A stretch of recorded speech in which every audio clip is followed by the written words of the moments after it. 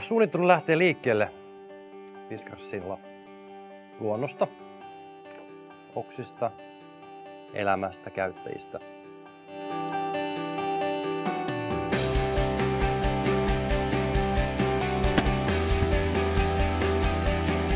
Yksi asia on, että kädet on roolissa.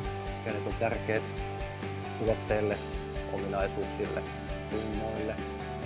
Tuntoaisti on siihen tärkeää, millä tavalla tuote toimii, miten sä tunnet materiaalit, rehelliset materiaalit. Ja Fiscarsilla on yleensä tuotteet erittäin yksinkertaisia, designiltaan ajattomia.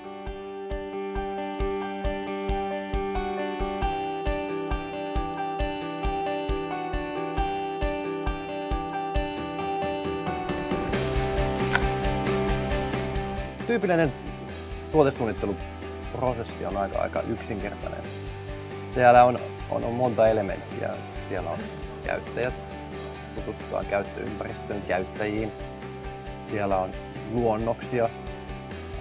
Insinöörit ja muotoilijat tekevät yhdessä paljon ideoita siitä, että mitä se tuote voisi olla. Testaamista, ensimmäisiä käsitettyjä protoja, hahmomalleja tai pikamallilla tulostettuja asioita. Siinä oikeastaan loppuvaiheessa alkaa se päätöksenteko, minkälaista se tuote tulee, miltä se tuntuu käteen, miltä se näyttää, miten se tekee sen toimintonsa leikkaavissa. Pitää suorituskyky leikkaamisella olla erittäin huippua. Ja ensimmäisiä 3D-luonnoksia pyöritellään, miten se voidaan valmistaa. Ensimmäiset muottiajot ja sen kautta oikeastaan tuotantoa. Ja tietenkin sitten lopuksi käyttäjältä, onko se hyvää palautetta tai huonoa palautetta. Kaikki on tuotekehityksellä arvokasta.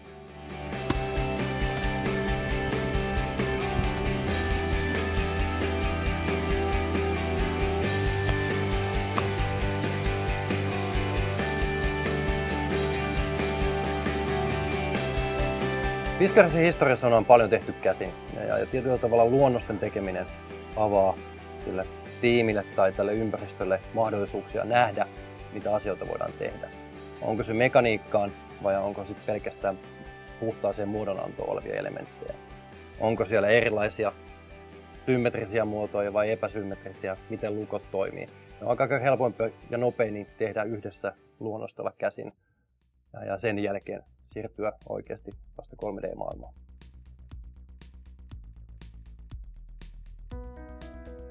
Mitä prototyypeillä yleensä haetaan? Niillä haetaan toiminnallisuutta. On oikeastaan kaksi vaihetta. Hahmomallit. Se, että nähdään mittasuhteet tuotteesta, toiminnallinen koko, millä tällainen avautuma terälle syntyy yksinkertaisesti. Sitten kun aletaan tekemään toiminnallisia malleja, että nähdään, että miten elementit toimii. On oikeastaan varmistus siitä, että kaikki mitä on suunniteltu 3D:ssä tai käsin onnistuvat sitten siellä sarjatuotannossa. On pinnat on kunnossa, on tietyllä tavalla varmistaa laatu koko elementeille, missä on leikkuukulmat, miten ne istuu siihen, miten ruuvit istuvat. Ja sen kautta syntyy oikeastaan se kokonaisuus tuotteelle, joka varmistaa, että käyttäjälle tulee maailman paras tuote.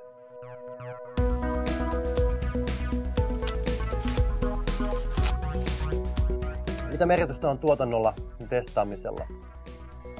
Paljon asioita. Testaaminen pitää olla hallittua. Pitää ymmärtää kaikki siitä tuotteen osaset, millä tavalla ne toimii, kuinka monta kertaa ne toimii. Onko se sitten 100 000 tai 1 000 000 kertaa tiputettu? Missä vaiheessa terät kuluu?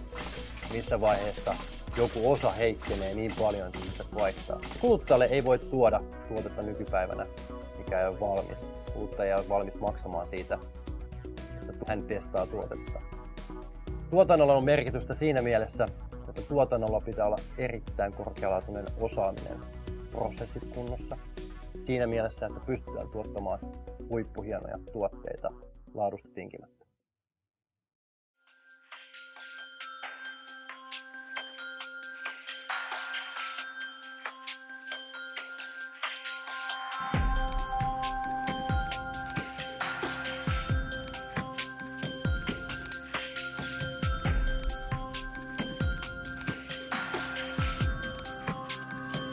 Kädet on kuitenkin lähtökohta kaikille sille työlle, mitä me halutaan Fiskasta tehdä.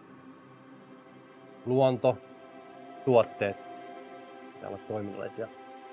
Visio. Siitä, että pystymme tekemään parempia ja parempia tuotteita. Seuraava 1000 vuotta on meille tavoitteena jokapäiväisessä työssä.